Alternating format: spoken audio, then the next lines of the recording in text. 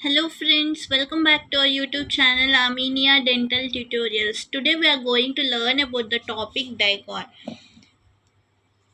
Dicor is the first commercially available castable ceramic material.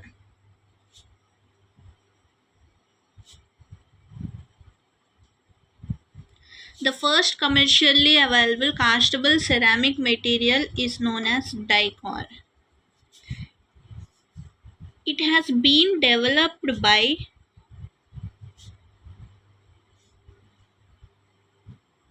Corning Glass Works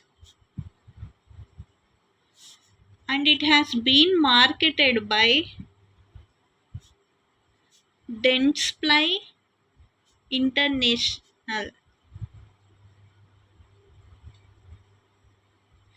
It's the first commercially available castable ceramic material developed by Corning Glass Works and marketed by Dentsply International.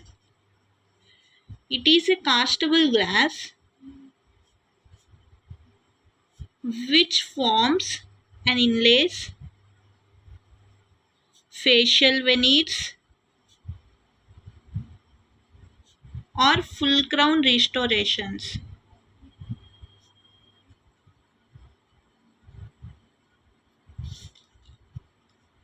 Nowadays, Dicor is not being used.